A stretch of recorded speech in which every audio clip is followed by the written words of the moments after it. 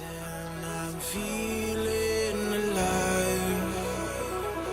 You give me all the strength that I need, and I wanna know if I can be by your side. I don't wanna be anywhere but by your side. I just wanna... What's going on, everybody? It's Duran here from Sunrise Gaming, coming back to you with another weekly episode of our podcast, Overwatch Overtime. This is episode number 9. This is our weekly podcast where we go over what's happened in Overwatch this past week, updates, balances, new heroes, pro scene stuff, which I'll be joined by Lax today, and he'll be covering a lot of that. This week was a very, very, very good week for Overwatch. A lot of stuff has happened. And just a side note, this isn't in my notes, Lax, but I wanted to throw this out there real quick. Okay. You remember that Overwatch developer update where Jeff had that Diva t-shirt on? Yeah. They're not going to be selling that. That's for Blizzard employees only. Just to let everybody know. Sad. I saw the tweet today. I was very upset. So Sad. day for all of us here at Sunrise Gaming. I feels really sad, man. wanted that Diva shirt, so Oh, it's a man. really cool jersey. Yeah, it Anyway, so real quick, as a reminder, this podcast is strictly a podcast. There's no gameplay in the background, so if you have some chores or whatnot that need to be getting done, please go ahead and do so. And of course, if you haven't already, be sure to follow us on all our social media and whatnot. Our links are down below. Lax, how are you today? Doing great, man. How are you? Doing good. We got a lot of stuff to talk about today. What would you like to lead off with? Let's go ahead and lead off with the newest patch update and all the different changes that they've made. A lot are minor, and obviously, Doomfist has dropped, but we can go through the different updates, and then we'll talk about Doomfist a little bit, and then from there segue into like the meta and whatnot. Okay, sure. Okay, cool. So obviously we know Doomfist dropped. He's an offensive character. When he was first released, he had this crazy ability to basically get anywhere vertically by uppercutting and then using his E ability, which also gave him a little bit of a vertical boost. So he was essentially really mobile, could get into a lot of different places, but they changed that, so now it's pretty linear, so you can only go up once with the uppercut ability, which is still really cool. Right. Farah as, controls the sky, not Doomfist. Huh? Farah controls the sky, Yeah. not Doomfist. Yeah.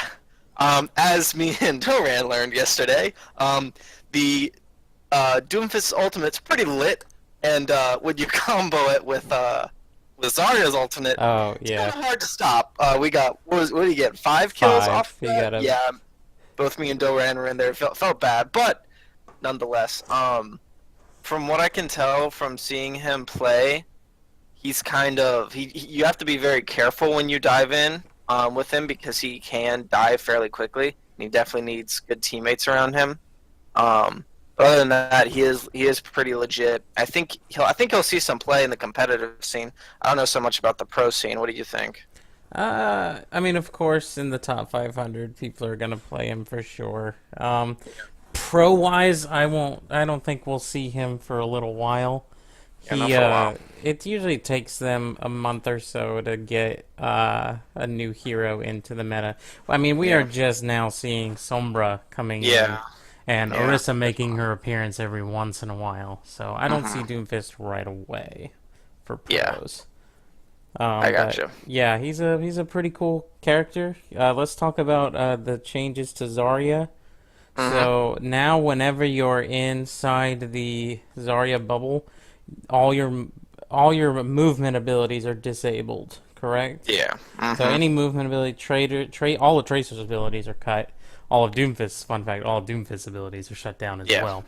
And you're stuck in there. So when, example, we were playing Route 66 on attack, we had gotten to the last, or we had just pushed through streets and we were coming around the corner on last phase. The enemy Zarya popped her ult on us, got 5 of us in it. Mercy was stuck inside it, and their Doomfist like flew from the other side from their spawn and brought it in and dropped it on top. That was rough. My Mei wall didn't do anything. Yes, we were already like planning all the defensives. Laxon Yeah, put his May wall up to block their Roadhog and whatnot, but it did didn't not mean work. anything for the meteor Came strike. the Reinhardt survived it because I think most tanks can survive it. And so you just see him in the middle of the bubble, like spinning his shield around, like I don't know what to do. Yeah, who do I Like, poor block? What do guy. I do? Yeah, poor So guy. it's very strong. So Zarya got that change. Yeah, that's well. Hold on, let's talk about that because that's pretty crazy to me. That now her ultimate like disables all mobility abilities. Now, can't Mercy still like res and get invulnerability through it? Yes, I of think, course. She yeah, can still yeah, use. She can't fly away to another player now. yeah. It's a true like gravity black hole. You really can't move. So That's interesting. I I don't know. I like That's it. yeah, that's a pretty big buff. You definitely might see her play because a lot of her play style was dependent on her getting a good grab because grab is such a great ability. So now that's even better.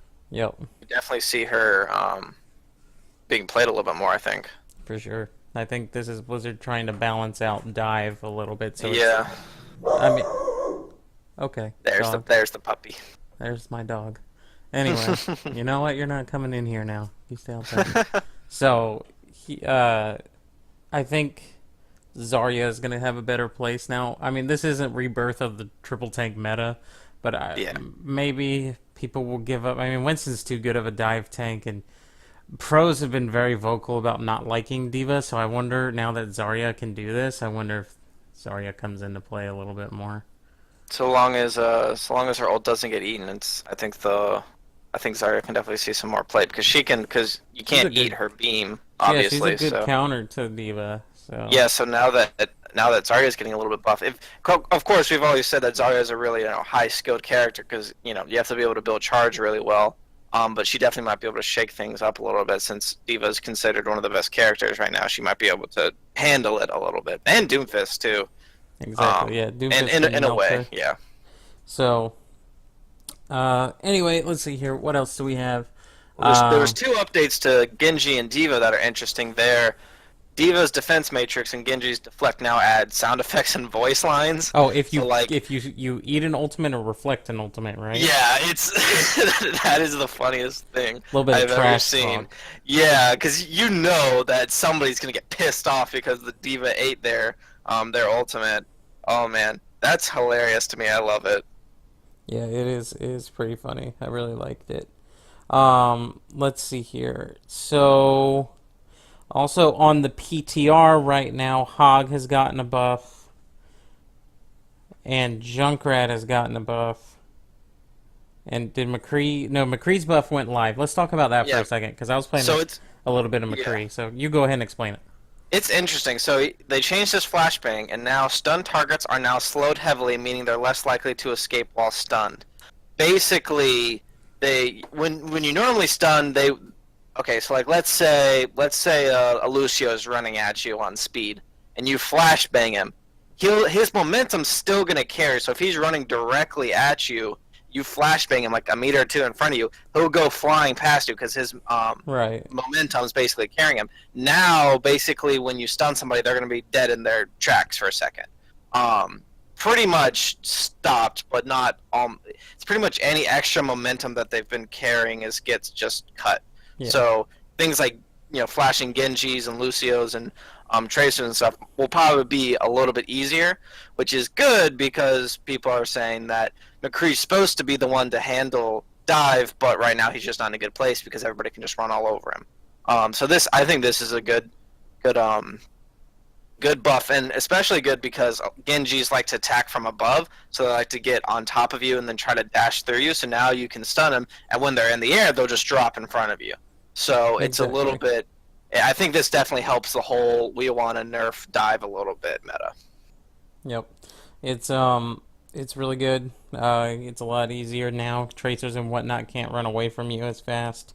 So it's definitely helping McCree deal with these highly mobile characters.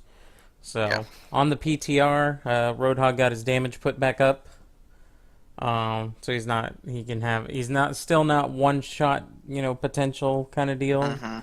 Yeah. But his damage is brought up, and then Junkrat can now triple jump. He can fly on the PTR now. He can, yeah. I mean, it's gonna take some like skill, but Yeah, technically. Yeah, so that's pretty cool. Very interesting to see how those develop over time. When they come We'll live, see how it we is. will Yeah, break it down a little bit more. yeah. But those are just things that have been mentioned. So let's move on to Well, one more. go ahead. Reaper, his shadow step ability, the Oh, sound effect in VO distance has been reduced by 50%. So now when you try to flank with Reaper and get behind them, you don't shout it to the heavens that you're about to try to shoot somebody in the face. You're gonna be like, "All right, guys, I'm here. What you want to do?" You know, it's a lot. I think for the death concept of Reaper, comes. it makes a lot of sense. You He know. should honestly have no footstep sounds. Yeah. Well, Lore wise, he shouldn't, but but I gameplay mean, he he was has to wearing have it. boots. I know, but he should just float. But anyway, I know. I mean, But Zenyatta doesn't make sound. oh, he doesn't. No, Well, because he's also He floating. floats. Yeah. But Whatever. anyways, Yeah. and then real quick, they did add the new highlight system. It is pretty interesting. Your highlights save for 24 hours. So if you have a great game or two and you get a great highlight and you want to watch it again tomorrow because you love yourself like myself, then and then you can do that and you can record them. It saves it onto your computer somewhere. I think you can set where it goes. And you can render we've them yourself too. Yeah, exactly. It's pretty legit. I think it's pretty great. So I think it's a good addition. It is. It's good. It's a nice addition. We're definitely gonna see some future updates with it that are gonna definitely add to the highlight system. The highlight system is impressive, and now custom Yeah. games have their own button Oh yeah. on the main Oh menu. boy. I think it was a traffic issue. People were complaining about that you have to click through things to get to them. So Yeah. I'm Oh okay boy. with that. I want people to know things, so it's Yeah. all good. Makes sense. I like it a lot. Let's see here. Um, okay. Now let's talk about Doomfist as a character. Okay. What do you think about him? Um, Here's the thing with Doomfist is I think that he needs a lot of setup. And he also needs the right map. Certain maps are not going to work for Doomfist. The whole Doomfist is going to be kind of like Roadhog back in the day, when if you got a hook, it was pretty much guaranteed an instant kill. Hmm. Essentially, so long as you didn't mess up the shot. Which is the same thing with Doomfist. As long as you don't mess up the shot, you hit him into a wall, that should be an instant kill. And then your team can follow up on that. Right. So I think it's going to take a lot of setup. I'm not sure what tanks he's going to work well with. I think Diva, obviously, just because Diva's really I good. think Zarya works well with him, but not just yeah. just the ultimate, but the bubble will help him a lot. Yeah, definitely, because he builds barrier on his own when he's in the thick of it. But having a little extra, it's not his barriers for his abilities are not really enough if the team is focusing him down. Exactly. So he's gonna need the tanks. So if you want to try out Doomfist, don't just run in and try to hit somebody and then walk out. Like, you have to time it with your team, especially when he gets released for competitive.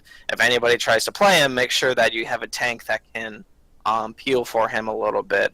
In terms of effectiveness, like you said, I think you'll see him in competitive play all up and down the ranks, mainly because he's new and also because he is a good character. I think he's probably used most effectively with another flanker DPS, just so because he's going to do a lot of bulk damage as well as his one-shot potential. Because as long as you connect with somebody, it's going to be a lot of damage. So if you can have a Genji or Tracer follow up on that, that's going to be pretty legit. It's stupidly strong. It's just high risk, high reward kind of deal. Definitely, and we've been kind of seeing things like that in the meta recently. More like, let's take these riskier characters because we think that with our skill level, it's going to pay off. I don't know if I'd really want him with like a soldier, mainly because soldier's good at finishing, but he just does a lot of bulk DPS as well, and you don't want two guys that do a lot of bulk DPS because if they're focusing down the same target, that's great, but it's better to move a little bit more efficiently with like a Genji. Of course, that is the current meta, so. It also just depends on what is currently being played as well as what your team is playing and what the enemy team, yada, yada, yada. I like him, though. I think he's going to... It's weird because I think one of the best tanks for him is Diva or Zarya, and now we've seen Zarya get buffed. But he's also really good against Diva because he can punch through... Because he has, like, she can't stop any of his abilities, so... I don't know. I think it's interesting. I don't think people are like, oh... I've heard people say, oh, he's going to kill the dive meta. No, he's not. He's He might definitely change. Yeah, he's gonna change it maybe, but he's definitely not gonna hurt it at all. The updates that we just talked about are gonna maybe nerf dive a little bit, but he himself isn't going to. Yeah, because even though the video, or the little animated short shows him wrecking Genji and Tracer, Yeah, it's not and that Winston easy. too, he actually counters or excuse me, all three of them counter him very well. Yeah, just because it's so hard to hit them moving. Yeah, so he's a very much a glass cannon hero. He's very cool to play with. It's a lot Oh of yeah, it's fun. a lot of The fun. meteor strike is an awesome ability. Oh yeah, So it's pretty great. I'm looking forward to seeing how he develops over time. It's going to be very interesting. Oh yeah, definitely. All right, so let's move on to a trigger for Lax here. Sure. He's ready. Let's talk about first. Let's talk about Mercy mains. I feel like we always talk about Mercy mains. Do you want me to bitch for 30 minutes? I don't want you to bitch for 30 minutes, but I think a lot of YouTubers are now starting to really talk about that. This is becoming a problem because at the Grandmaster level, Yeah. you're running into like 2 or 3 support mains per team now. Mm-hmm. And it's really spiraling out of control. Just give us a 5 minutes mini Lax rant. Your thoughts. Take it away. I mean, I've always been saying that if you're one tricking here, okay, it's two things. Just give me a sec. It's two things. Number one, in order to climb, it's usually better to one trick something you're really good at, and by one tricking I mean only playing one character and playing it as best as you can. And when I say best as you can, not playing as a team, playing for your stats. So when let's say you play only soldier. I'll get to Mercy in a second. Let's say you play only soldier. You run in front of your tanks and you shoot them as much as you can. You get rocket kills. You shoot. But you're not trying to peel for maybe like somebody that's getting flanked, like your support getting flanked, or you're not dropping your health kits in order to maybe help your supports in the back line. You're not following your tanks. You're taking high ground, but you're not creating like a crossfire. This is what we would say is a bad soldier. Somebody that's just playing for themselves. However, the game can't read your positioning. The game can only read the trash damage that you do, the gold hero damage, the goldie limbs. So it's going to think that you're really good. So the system will give you more SR for a win and less SR loss for each loss that you take. So the thing with Mercy, the same thing applies. You have nothing to do with positioning. They can't track your positioning. So if you're dying the whole time but you get off a bunch of reses, then the game says, oh, you're doing something really good because it can track reses. But if you're dying the whole time, you're not doing really good. Mercy's whole thing is she just pumps out a lot of healing and then reses people. So if you sit there and you wait for 3, 4, 5-man reses, the game's going to think you're doing really good, which means you get more SR, which means it's incentivizing people to only play Mercy. And I have no qualms with Mercy as a character. I mean, there's a few tips and tricks about her playstyle that I could argue with, but regardless, I have no problem if somebody wants to play Mercy. I don't mind seeing a Mercy on my team. What I have a problem with is people not playing as a team, and that's the overall concept that we've always talked about here at Sunrise Gaming, is that if you want to play Overwatch at the highest level, at the most competitive level, you have to play as a team, or else you're just not gonna have fun. And people that care about their ranking so much that they just one trick a hero and they don't play as a team, but they get to GM eventually.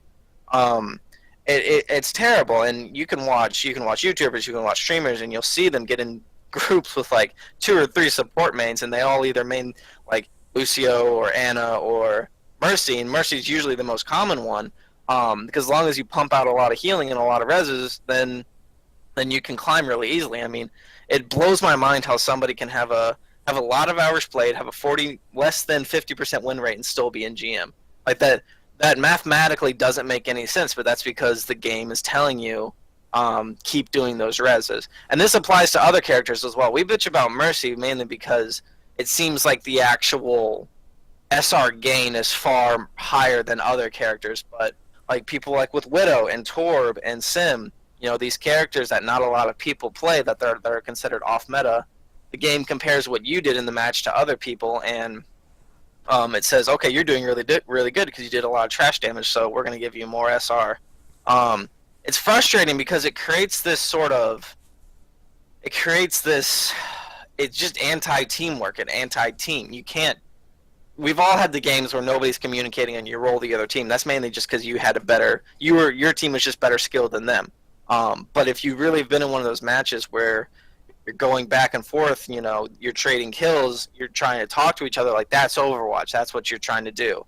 We have we have a good trade. Let's push in. Hey, soldier, don't flank. Come stay behind your shield. Like playing as a team, communicating. That's what Overwatch is designed to be.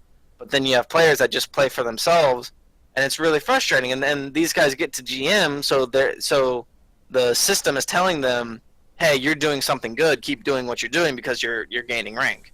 And it's extremely disheartening because you'll ask them to switch. Like somebody picks up Widow, and you ask them to switch because the D.Va Winston's diving them every time. And they're saying, oh, I have gold elims. I'm like, well, yeah, you shot the guys when they were half, and then somebody finished them off, and you got the elim count for it.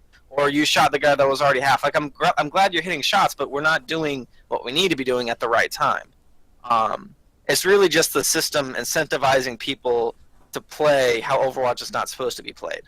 And it's really frustrating. You even see it in the lower ranks. It's just these people are terrible at the at the characters that they one trick. But that's neither here nor there. It's frustrating because I've always advocated for being able to play multiple different characters. I can play pretty much all the supports. I can play a couple of the tanks pretty well. Just because I enjoy it, I can pick up Soldier and I can pick up Tracer if need be. But I play for what my team needs because that's fun to me. And I found that that's the best way to win. But I don't gain any SR, and it's hard for me to gain rank because I do that, and I'm not extremely skilled at one character in order to be able to show the system, the SR system, that I'm better than everybody else playing at that character because I've played it so much more. So it's extremely frustrating. Part of the reason why I'm just so down with competitive right now. I think a lot of people blame it on the meta. I think the meta's fine. I think you can pick off-meta picks and still do well, but I don't see how with the current SR system you can ever stop people. You're never going to stop the guy that's only ever played Torb, locks it in right away, and then refuses to switch. Like, that's never going to happen, and it's extremely frustrating. And you can't report that because he's playing how he wants to play. That's not. He's not. You could say it's poor teamwork, but that's not something that they're going to be like, we need to ban him from. He's not trolling. He's playing the game how he wants to play, and it's extremely frustrating. I really hope Blizzard listens. Something tells me they're not going to change the SR system. They're just going to do a bunch of character updates. It's hard to change this kind of system, though. It's extremely hard. I mean, we've talked about maybe, I think me and you have both advocated for a system that up until a certain rank, it stays the same. Then after that rank, you get 25 points for a win, 25 points for a loss, or if your team is favored, you get 10 points for a win, or if your team's less favored, everybody gets like 30 or 40 points for a win. I think it's simple. If everybody's playing for the same amount of points, that number of points can go up and down. But if everybody's playing for that same amount of points, it kind of forces you to play or to to play as a team. But the fact that people are getting different amount of SR gain, and I get why. Believe me, I get why. I've played with terrible DPS before that I've had to carry. Like, I get it. I should be rewarded at the lower ranks, but it's kind of assumed if you're at some of Diamond and Master and GM that you have the skill it takes to play the game at a fairly efficient level. So switching, somehow they need to incentivize teamwork again because there's just no incentive to actually play as a team. The only incentive is get really good at a character, solo queue for a couple hours, and you'll eventually gain rank. Yep. And it's frustrating, it's frustrating. There you go. End rant. That was good. End rant. That was good. Well, you have some points. So, anyway, hopefully something works out with that. If not, that's just going to be the state of the game, and there's nothing we can do with it. Moving on to, we talk about toxicity every week here. We're not really going to talk about it this time, but what we are going to talk about is the new report system. Yeah. Which is supposedly much more effective. I haven't had to use it yet, Well, supposedly it is much more effective now, where you can straight up report somebody for much more numerous things. So basically, I think now, if your entire team reports you in competitive for AFKing or trolling or throwing, it will automatically ban you from the match, and the match will just, play on. Right. But no team will get SR, so on and so forth. So, I think this is a good move, but I do also feel this can be abused. It's not very often that we run into 4 and 5 stacks, but that could be an abused feature. There's already one guy who claims he was suspended immediately for playing Torb, but then some people looked into it and said this image looks kind of photoshopped. So, good and bad with it. I'm tired of throwers. I'm tired of the people who are, like that example, that one guy who told us, I'm a Symmetra main, build around me. Yeah, and I was like, that's no, the most frustrating thing. No, I'm not building around you. No, Yeah. You need to work with us. There's 5 of us that are going to work together. You need to be the 6, not everybody works around you. So looking forward to the new report action system is what it's called. We haven't had to try it yet, so we'll give you guys an update when we actually give it a shot and whatnot. So let's talk about. Hopefully, we won't have to give it a shot. Hopefully, we won't have to, but knowing how we are with our luck, we will have to use it before or later. Let's talk about the Overwatch League first before we go into pro stuff. Okay. Overwatch League, as some of you know, we do live in Florida, but I actually live in Orlando, which is where one of the first Overwatch League teams will be hosted out of. We've got a lot of investors, a lot of sponsors. We did pay $20 million to buy into the Overwatch League. That is a for real thing, people. It wasn't a joke. That is real. It's $20 million. And the reason behind that is because we're going to be, everybody that's in the league, Blizzard has announced, every professional player that is contracted to a team will be paid a minimum of $50,000 a year. Minimum. And 50% of game winnings will go to the players. The rest can be distributed as is. What do you think of this? What it seems to me is that Blizzard really believes that this is a serious esports game, and the fact that it's $20 million for a buy-in tells me that they have invested an insane amount of money into this. So they really do believe in this. I think Blizzard is trying to make that next step into extremely competitive esports ready games, because who is it before? It's really CS:GO and League that are the big ones, Blizzard had StarCraft, Blizzard had Hearthstone, Blizzard had WoW that were pretty big for a while. Hearthstone's still fairly big. But to really compete with the CS:GOs and the leagues. Wow. League of Legends. Oof, crazy. To compete with them and to bring in players, to bring in viewers. Now, obviously, you can watch both League of Legends games and Overwatch games, but to really try to get a piece of that market, to really go in there, they have to invest a lot of money, which tells me they're extremely serious about this, which is good, because I really want them to make a great game. And if they think this game is that ready for that level of play, that tells me they have a lot of confidence in what's coming up, which means they're really confident in their character updates. That means they're confident in their new characters that they're going to roll out, any new maps that they're going to add, maybe a new game style, things like that. I think it's interesting. This is just me. I don't like that they told their.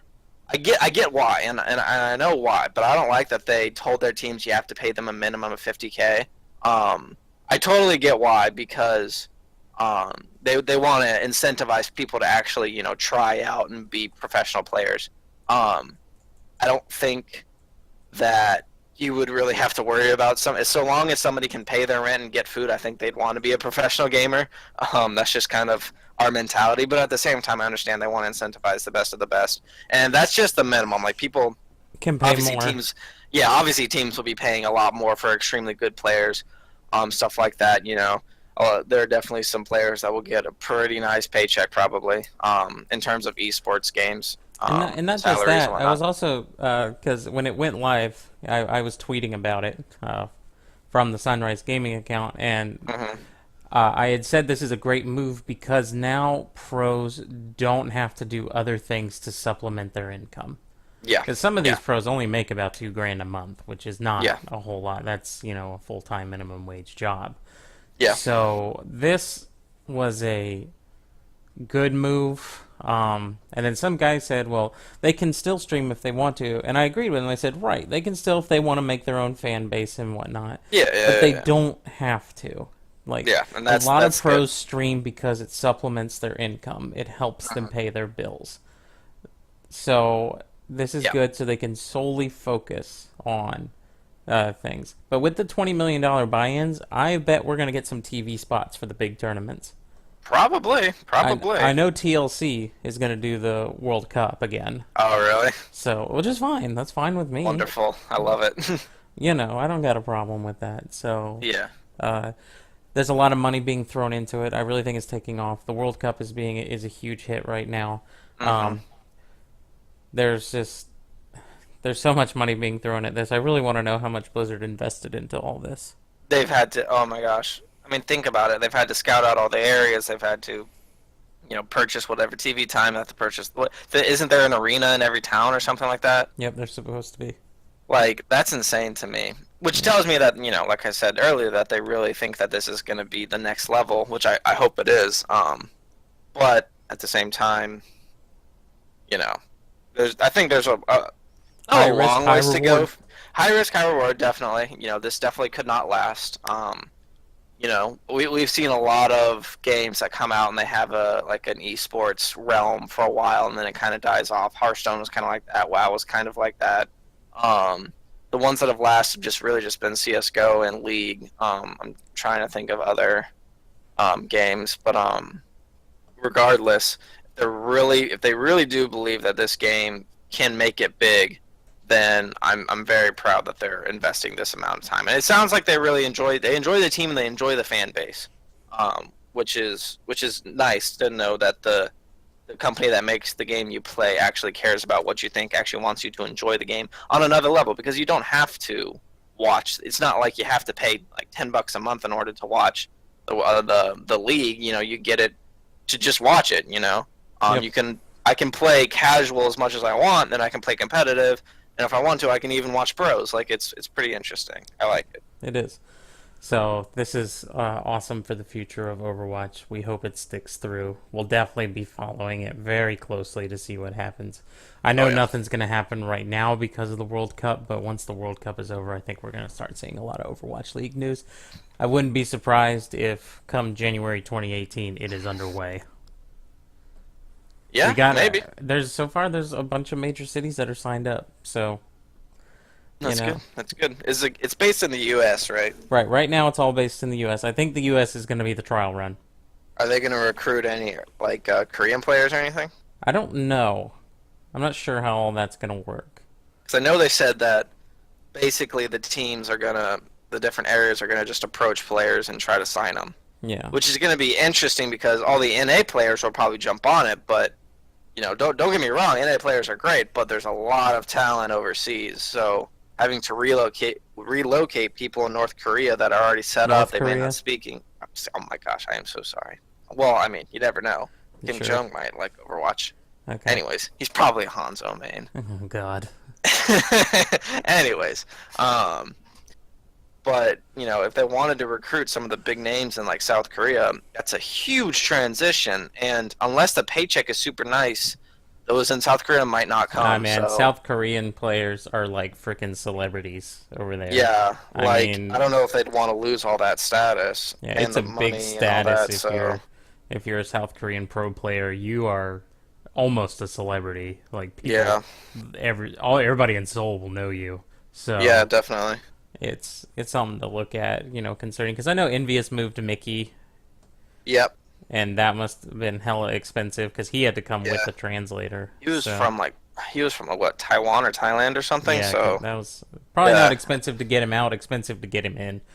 yeah. And You then they know, got effect to South Korean. So that was expensive. yeah, I'm sure that was. But like that, but see, like, well, teams like Envious and a couple other organizations just have a lot of money because they've realized that this is probably gonna be a good investment long term. For sure. In terms of like just esports in general, not because Envious has a bunch of different teams. Right. They have CS:GO teams, League of Legend teams, Yeah. Call of So Duty, I think too. So exactly. So I think this, like you said, I think it'll be a good trial run, and who knows? Maybe in a couple years it'll peter out. Maybe in 10 years we'll be watching the 10th anniversary of the Overwatch League, and watch two teams play against each other for for a some for a big big title for championship like for like $2 $10 million million, or yeah, something. some Like, big yeah, amount of money, yeah. and So we'll be who like, knows? we covered it first. We were there, ground level. Yeah, we'll be famous by then. So Would you go watching an Overwatch League game?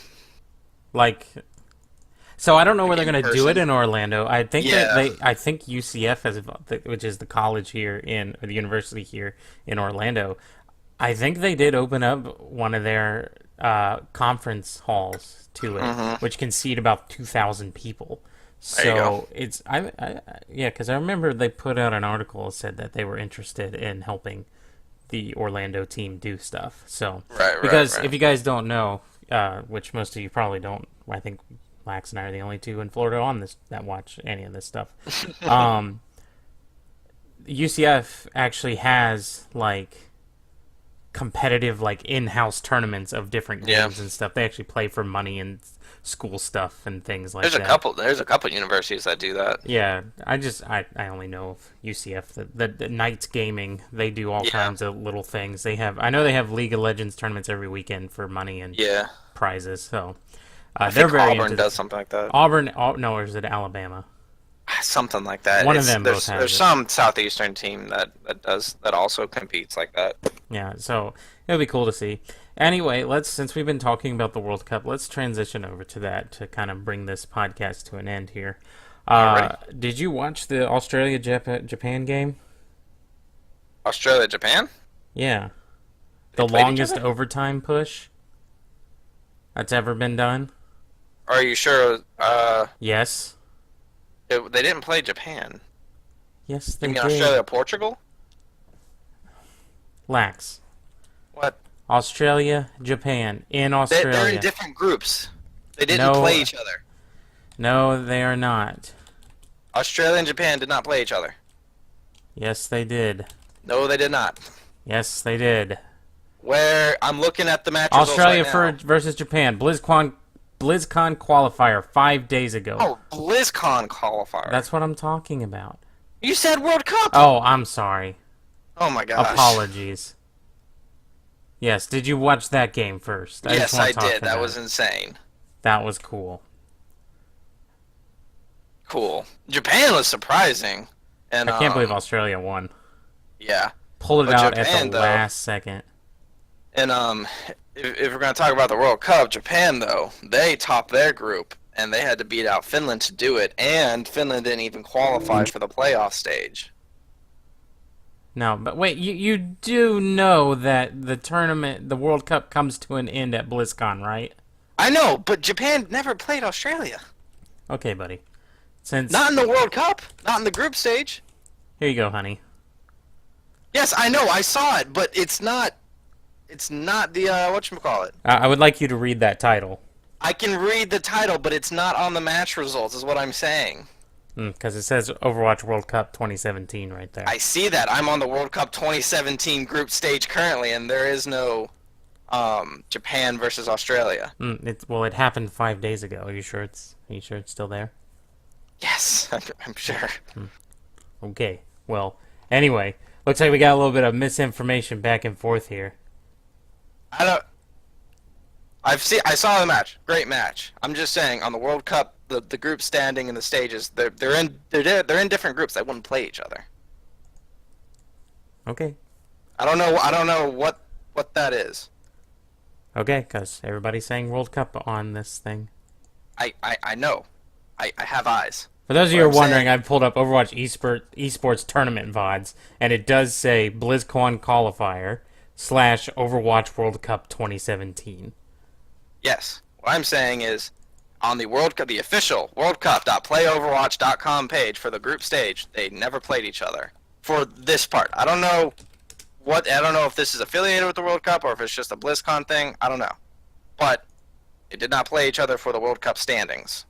So this match did not count for anything towards the World Cup standings. Okay. Fair enough. Cool. I'm glad we got that out of the way. Fair enough. Okay. Anyways, like I was saying, Japan was insane in their 3 matches. They handed Vietnam a Oh, pretty it's here we go. It's in the top 16 showdown. Boom. Japan, Australia, 7/23/2017 at 2 a.m. PDT.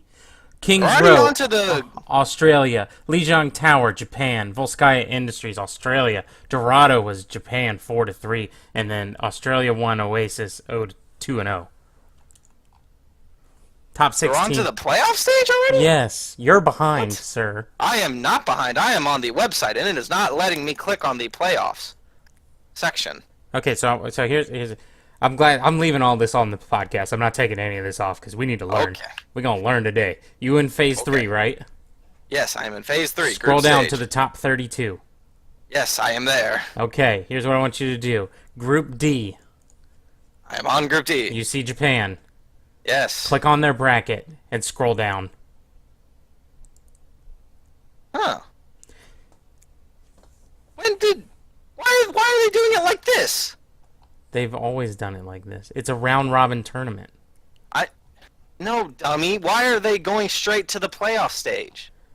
Why aren't they letting everything go through first? Well, they don't need to. But Because that's so bad. No, you have to be able to see what the tournament looks like first before you can start doing the actual tournament. No, it's round robin. They're qualifying for the tournament. No. I know. The top 32 go into a top 16 playoffs. Right. That's what's what I'm happening saying. now. Why aren't they finishing the top 32 first and then going into the playoffs? Because now we're still waiting on round robin play while watching tournament play. That's confusing. That's so stupid. No. They're holding off. There's no date set for China, Sweden, France, Australia. I know. We still have to do... Because the top 8 are going to BlizzCon. I know, but what I'm saying is, why are they not... why are they already going on to the playoff stage? Because they won their brackets. I know that. What I'm saying is, why are they not letting the entire group stage go through first, and then going on to the playoffs? The group stage isn't done yet. Oh my god, you don't listen. The group stage is the top 16 and the top 32. No, the top 16 is a playoff. The top 32 is the round robin group stage. Top 16 is you lose, you're out. All I'm saying is, why are we watching basically 2 tournaments at the same time? Probably for time's sake, because BlizzCon is in November. I understand that. We have plenty of time. No, because they knock the group stages out in 2 days. No. It's been like Yes. a week. I know, they take time in between because they have to move all their stuff over and back. I think they're also having to go around other tournaments as well. There's pretty much no other tournaments that Blizz is covering. Blizz has still got to do Poland and then the U.S. Yeah, oh my gosh. That's not what I'm saying. All I'm saying is that it doesn't make any sense to have a group stage that's still going and then move on, and then also have playoffs going at the same time. That's not very professional. As a guy who's grown up watching pretty much every single sport under the sun, that's not very professional. Isn't it what they did last year? I don't know what they did last year. I just watched like the top 8. I'm pretty sure this is what they did last year for time's sake. I get that, but it's weird. It's not right. Well, all I can tell you is that the next matches... Oh, they don't even have listings for the next matches yet. No. So China, Sweden, France, and Australia are in, and then they just get. See, that's so weird. I can't even like make predictions. Like, there's a whole nother side of the bracket that's just empty. Well, you can make those. You can make who's going to win between China and Sweden. But that's annoying. We obviously know China's gonna win. What about France and Australia? I think That's Rogue probably, versus Blank Esports. Yeah, I think France is gonna take that. Blank Esports is pretty good. They showed up Japan. I know, but Japan was riding a pretty high. Good lord, they were riding a nice high for a while, but you could watch in their games against like Finland and Spain that there were some pretty crucial mistakes that they were making. Okay. But I think like you said, France is just a little too good because they've already played together. It's gonna take a big team like China, South Korea, maybe the U.S. to take them down. Yeah, probably. Well, there you go. So we got all this madness going on. It's probably Liz, the what are only you way they doing? can do it. I know, but that just does not look right. You already have teams basically going to BlizzCon, and some teams don't even know if they're going into the playoffs yet. Well, That's I mean, so this weird. it's worldwide, and it doesn't have enough money like soccer does. So I know. I get why they're doing it, but I just think it's stupid. I don't think it looks very good for an actual official World Cup tournament style. well, maybe going if on. Overwatch League takes off and more money starts being invested in Yeah. all of it, it will look better. But this is what we have to deal with right now. We have 4 teams that are ready to go to BlizzCon for the final tournament. We're waiting on the other 16 to get underway. So, I'm waiting on the other 16. well, that's what it is, man. We're God. just gonna have to deal with it. I'm sorry. Oh, by the way, I did not know Israel had a team. Israel does have a team. They were able to field a team. I'm very surprised, but they did. Right? And they're like fairly well ranked. They're like And they what, are. 22. Austria and Turkey also have teams that will be playing in That Poland. you kind of saw that coming. I didn't think Turkey had a team. Oh, I definitely could have seen Turkey. Okay. Well, I thought Israel would just be too busy with world know, events. you know, Field a they team. got a war going on right now. Yeah, like they might be a little busy. Oh, whatever. I guess the Poles got all the time in the world. It's cold there. Yeah, so right. there you go. All right. Cool. So anyway, all this happening with the World Cup. Lots of things happening. Lots of things. Very surprised Japan was knocked out. So I mean, don't get me wrong. Japan played amazing in the group stage, like literally amazing. But I kind of saw it coming. Mainly because I'm surprised Finland. Finland's the biggest shock there. yes. Because they have good players. I mean, obviously we can talk about Taimu all day, but their other players, I think their Genji is actually pretty insane. He was playing pretty well. Was it Fraggy? No, Fraggy's their tank. Anyways, I think it was Linkser. Yeah, Lynx was doing really good. He was really kind of helping Taimu out. Taimu was helping kind of a rough group stage. A lot of people could say that's just because of the meta. He's really kind of just a pure hit scam player, and he kind of struggles with Soldier a little bit. Mainly because Soldier's in that awkward spot where he's still really good, but he's kind of not. So, anyways, but Japan was definitely a big surprise. Spain did extremely well. So I was proud of those 2 teams to take it. Unfortunately, Spain got rolled by Sweden. Kind of saw that coming. Sweden's just got some really solid players.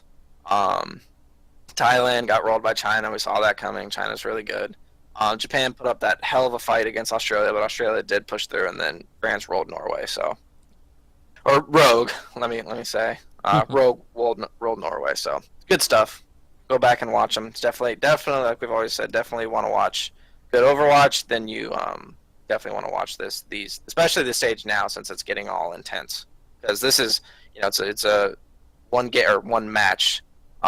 You're in or you're out. So you lose, you're done. So. Fair enough. I don't know. It's still too early to tell. Yeah, Because well, I we've mean, had a out couple of the, upsets. I think South Korea is definitely going to go through. I think the U.S. will go through, hopefully, so long as they don't screw things up. I don't know much about like Chinese Taipei. I think Russia still looks pretty good compared to last year. Canada looks good.